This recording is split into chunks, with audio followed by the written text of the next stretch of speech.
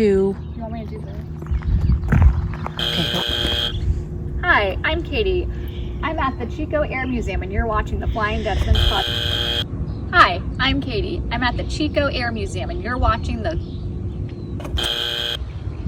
Hi, I'm Katie and you're watching the Flying Dutchman's podcast.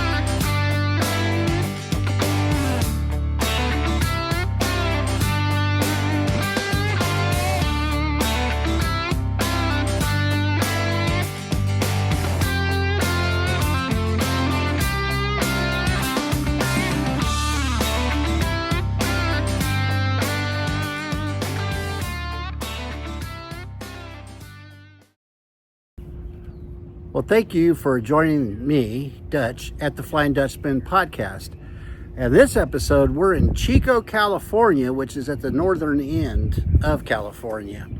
And we're at their air museum that's quite unique.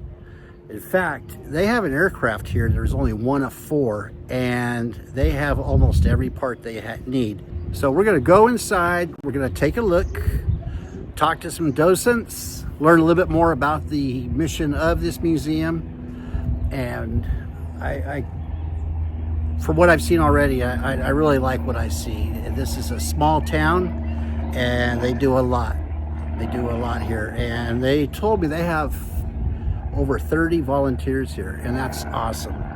And anybody that can find time to donate any type of time to a museum is very much appreciated. So let's go ahead and grab us a soda or a bottle of water and take a look around. And I hope you enjoy this episode, because I know I will.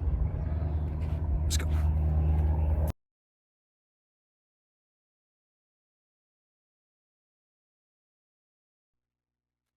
There's a nice look around when you come into the museum. Again, it's free admission, but donations are appreciated. A nice variation of aircraft and historical information and pictures of Chico Airfield and its role it played during World War II as a pilot trainer base. 5,000 pilots for the war effort. Really? During World War II, to support the Army pilot training, the Army had rented from the city of Chico their small little airport that sat on 160 acres north. It was built up so that they could accommodate these BT-13 trainers and to teach pilots how to fly before they moved on to either fighters or heavy aircraft. And the 10th Base Headquarters Squadron was there, the 433rd Combat Training Unit. And so what it was is that this airfield, like what was mentioned, had trained 5,000 pilots. And not only that, they operated a number of auxiliary airfields around the area that they would practice on. And some were no more than a landing strip. Others were operating airfields that helped support the Army's effort in training the pilots. And this is a lot of memorabilia left from that period. And let's just take a look at some of the other things Chico does.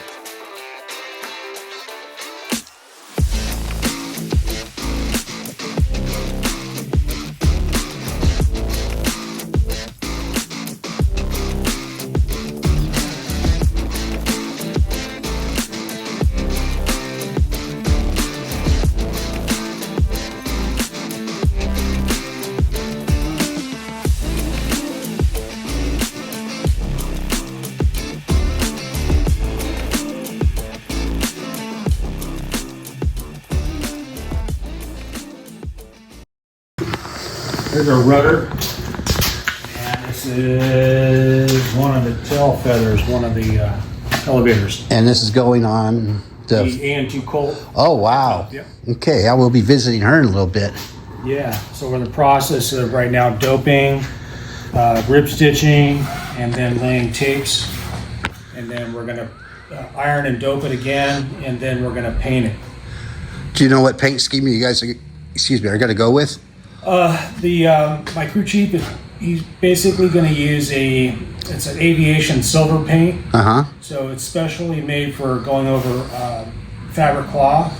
And then after that, you can paint it whatever color you want to paint it. There's so thousands of those out there. You could probably never be wrong in any paint scheme you chose. Yeah, right now it is kind of a silver color, but I was thinking about painting it up in an olive drab military scheme. Okay. Maybe with the red star? With the red star on there. Those are good looking. Yeah. So, because it has a lot of history. We have a little bit of a write-up about how they were used in Vietnam by the North Vietnamese. Mm-hmm. And it might go well with that. Oh, yeah. Yeah.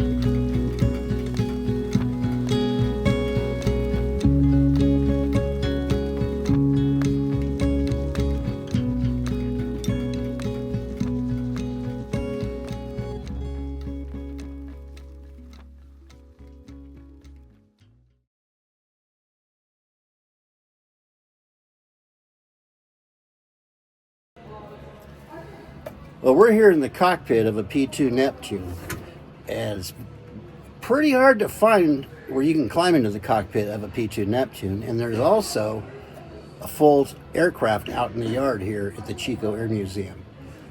And I attended the Blue Angels kickoff event, and I found out, talking to number 7 Blue Angels, Major Locks, call sign Goldie, his father flew the P-2, and that's where he got his inspiration to fly for the Navy. So we'll take a quick look around. Pulling up. If only we could have some of these in our own home.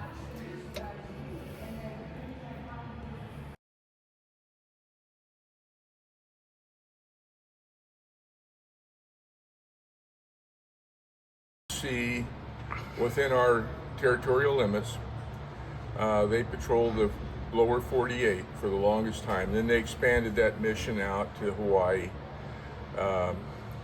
And they were essentially looking for Russian submarines, but sometimes drug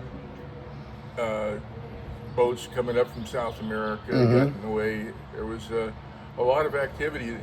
The P-2 was ideally suited for it because it could carry a load of bombs, and it had all the weapons necessary to do what needed to be done, depending on the occasion. As far as I know, they never sunk any Russian subs, but they brought a few to the surface. Oh, yeah. Yeah. That's just as good in peacetime. Boys and encouraged them to surface, had the destroyers waiting for them, and escorted them out beyond our 3-mile limit. Uh-huh. Yeah. Well, that's just as good in peacetime as to make them surface. They get yelled at for that, the sub-commanders, when they have to do that. Yep. Yep.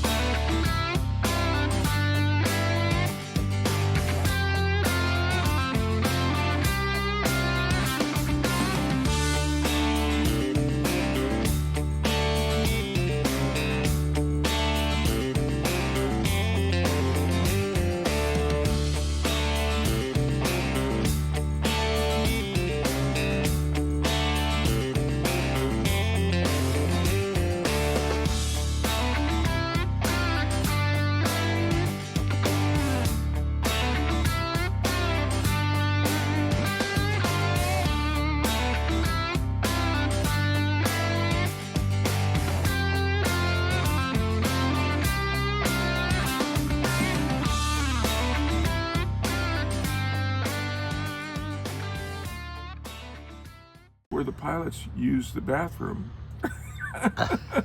And the kids thought that was something you talked to? It was like, yeah, and they were right up at, on this course is clean and everything, but still the idea, it gave them pause. Yeah, that's funny. Okay, this is the outside view of the P2V. Really nicely restored cockpit. There is the observer, bombardier position, I guess you would call it. A lot of visibility because, again, this aircraft was used to search. And there's the other view of it with the myself coming down the steps. There's a visitor in the cockpit. I wish I could have my own. And there's a straight-on view of the P2 Neptune. And this is the PT-26. It's a World War II era primary training aircraft. It was developed to address the Army's need to get new pilots out of biplanes from their initial training and into a monoplane. It's actually kind of a version of the PT-19 that was built originally for the Canadian Air Force. And it has a closed canopy and a heater, which is what differentiates it from the PT-19.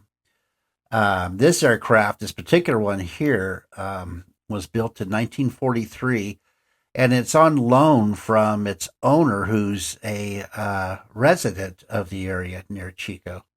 And it's what they used to have a BT-13, and that was purchased. So that left, and now a current owner was generous enough to put his aircraft in here for display. So you come on out, visit Chico Air Museum, and come and say hello to this aircraft. And you could own something like this. It wouldn't break the bank. And here's a front view of it. And it's cute airplane, wooden propeller, a lot of fabric. If you owned one, you wouldn't go broke. Here's a SPAD 13, the type that Eddie Rickenbacker flew in World War I, where he achieved 26, 28 kills. And here is the RAF 2000. Mickey Mouse enjoys flying. And here, I'm going to shut up, but can you tell what kind of aircraft this is? This is the one of only 4 left in the world. And they have all the parts to complete it.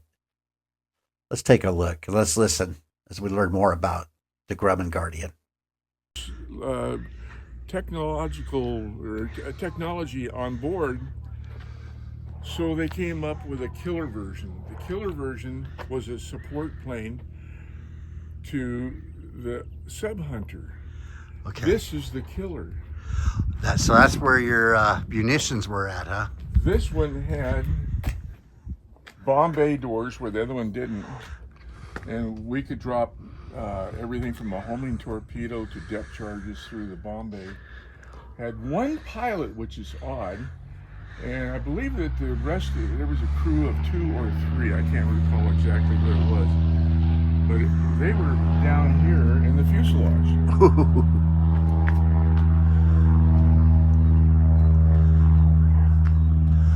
Wow, you guys are fortunate to have. How did you get this? We sort of inherited when we took over this hangar. The owner passed away, and he left a lot of airplane parts, and this was one of the parts planes that he had. He had 2 or 3 of them. Uh-huh. And he was going to put this together for his own use. Uh-huh. So we got it in pieces, and we've been assembling it little by little ever since. We hope to have it finished by next year. Really? Have you decided what markings to give it? No, not really. There's a lot of stuff to be thought through on this. Yeah. This is the complete Grumman Guardian that they have. This is what it'll look like. And it served a short time. It was the largest single-engine piston aircraft to operate from a carrier. It only was in service from 1950 to 55, and then was replaced by the S-2 tracker in the role of anti-submarine. But a unique aircraft all the same.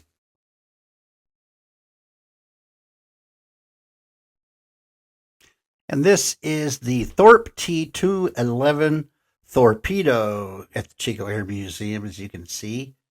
It's construction number 6, highly popular training aircraft, and very favorable flying, not too difficult. And here we have the F-15C. So, hey kids, would you like me to tell you a little bit about the F-15 Eagle? Okay, settle down, let's go. The F-15 Eagle was built by McDonnell Douglas. First flight was in 1972. It was designed strictly as an air superiority fighter. From lessons we learned in Vietnam, we needed to have a dedicated fighter. The Eagle had a kind of a legacy-style cockpit. Didn't have a lot of glass, like multifunction displays like today. But what it did have was 2 Pratt & Whitney FW-100 engines. And this aircraft could accelerate going vertical, straight up. And it held, the Streak Eagle held the time to climb record, up to 70,000 feet. They actually even launched a satellite killer missile from an F-15. And the kill ratio, an F-15 has never lost a dogfight in combat. And it's scored over 104 air-to-air kills. And the other important thing that they, not important, but what they later discovered is they could hang bombs on an F-15. And that became the Strike Eagle. There's, the F-15 had a tactic in Desert Storm where they would line up 4 abreast with several miles separation between each of them. And they would form a wall. And they could designate the targets for their missiles to go after, and they could split the targets up between the 4 of them. Very, very great tactic. The Iraqis not only learned how not to dogfight the Eagle, but they learned how to run away to Iran so they didn't get shot down. Back here, yeah, there was, they would haul things back there, and like indicates here is that they haul shrimp. The electronics bay here, the aircraft has, it's still flying today. There are some F-15C upgraded F-15s flying. Not many left. They used to train at Eglin. Now they train in Kingsley Field, Oregon. This is a Sidewinder, a heat seeker. You could put a cigarette 20 feet from this thing and move it back and forth, and you would see the fins move. These are names of donors. The Wheeler family, the Forberg family seem pretty prominent. And with the intake cover removed, we can take a peek. Anyway, we're going to walk around. The wing area is practically the size of a tennis court on top.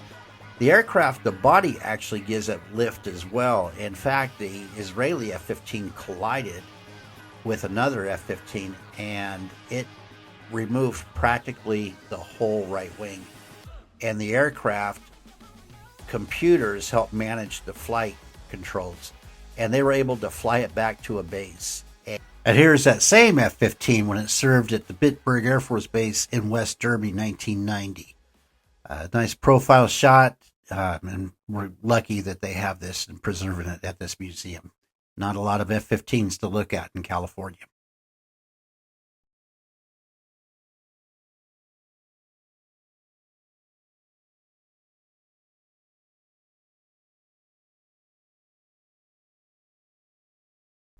And here we see the F-86 Sabre, the famed dogfighter for the United States Air Force, first swept-wing aircraft, jet aircraft, that did its history-making during the Korean War. This one is particular, is in the 25th Fighter Interceptor Squadron that served in Korea. In fact, the same squadron is one that John Glenn, the astronaut, he was a Marine pilot, but he was on temporary duty with the Air Force flying in this squadron, the F-86, and when he made his MiG kill. Speaking of MiG kill, I just saw somebody looking at us. Let's take one more look. There are still some of these flying today in civilian hands in Korean War markings, and sometimes you're fortunate enough to have them participate in the air show. And here we go with the MiG-15. Now, this is a 2-seater version, dual control. It looks kind of goofy with that second seat in there, but this thing can fly higher than the F-86 Sabre, and that enabled the North Koreans to choose the time they wanted to come down and fight. And here we have the A-70 Corsair II, a Navy attack jet from VA-25, Fist of the Fleet.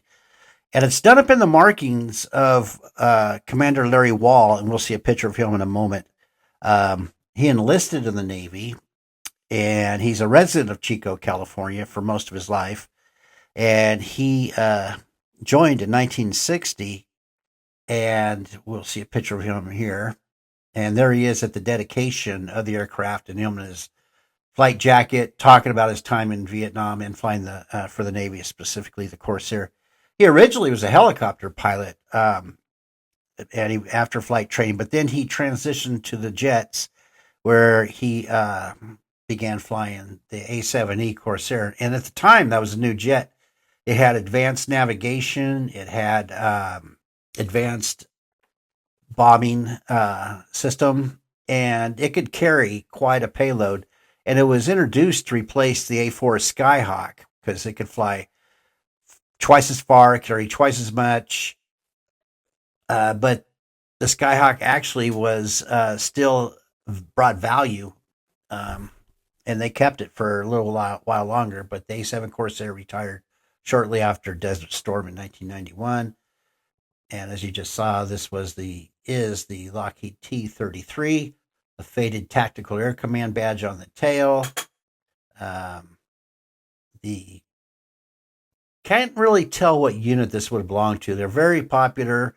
The first jet trainer for the United States. It's still around today. Again, civilians fly it. There's a couple of gentlemen that take theirs to air shows, and it's always a treat to see this aircraft. It looks like just a fun airplane to fly.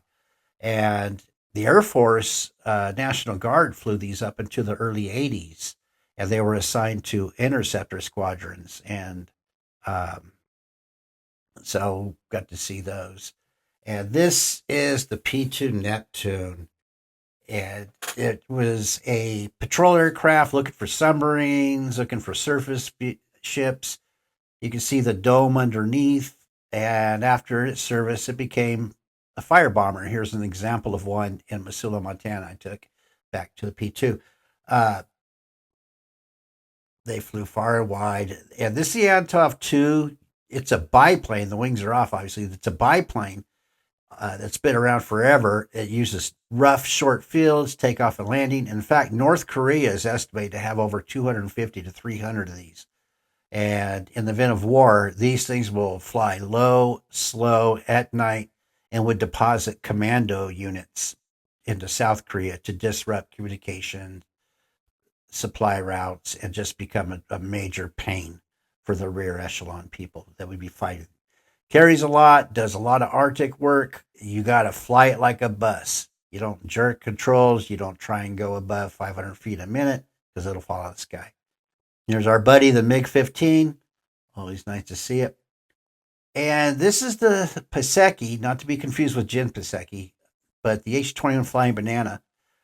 This helicopter was designed for the Air Force. The design team from Piseki thought that helicopters, you could get more thrust, more capability by adding twin rotors instead of the rear tail rotor. But these would be tandem, and you were able to get more lift. These served early on in Vietnam. They were pretty vulnerable to enemy gunfire, specifically for the we'll see here in a second. The crew members, they didn't have much protection in the bubble canopy. And Boeing Verticals, as you might have seen the annotation, had purchased this company. And when you look at this standing back, you can see what influence the H-21 had on Boeing Verticals designs, and the Chinook and this H-46 Sea Knight has a lot of that. And here you can just see the amount of plexiglass. It's not going to stop enemy gunfire when you're from the tree line. And here is one of my big draws. I mentioned before, this is the P-2V Neptune. And the narrator, number 7, Blue Angel, his father flew these, Bill Locks. And so a little story about these is they fly far out in the ocean looking for ships, boats, submarines mainly. And one of them was flying from Midway to Japan, and they became lost. And they couldn't get a fix. They had bad weather. Its range is like 2,400 miles, and they were burning it up. They were going against headwinds. They knew they were off course, so they prepared to ditch. They had no place to divert to. It's just a big empty ocean. And the navigator, going off of instincts, hunch, and what little information he had to work with, kept giving the pilot some headings to fly towards Japan. And after what the pilot said seemed like an eternity, they finally were able to pick up a radio station in Yokohama. And with that, they were able to get a fix, or a bearing, as they call it. And they were only 50 miles off course, which they were relieved to find out. And they were able to recover at the Iwakuni Naval Air Station. And they still had fuel in the tanks. So a big thank you to the navigator of that. But this is way before global positioning satellite. This searchlight, very powerful. If you have a surface target, it can even be a periscope. And you get close enough, you fire up that spotlight, you put the fear of God into that ship or submarine, because they know that there's an armed aircraft looking back. So you walk around over here. These little bulges are associated with radio, radar. I don't know specifically. Maybe at another time we'll dissect the aircraft. Observer windows. I'm going to have our official narrator explain the magnetic anomaly detector. Thank you, Dutch. The magnetic anomaly detector is an instrument used to detect the minute variations in the Earth's magnetic field. The term typically refers to the magnetometers used by the P-2, P-3, and other anti-submarine aircraft that's looking for a mass of ferromagnetic material that's detectable disturbance in the magnetic field created by the submarine. Back to you, Dutch.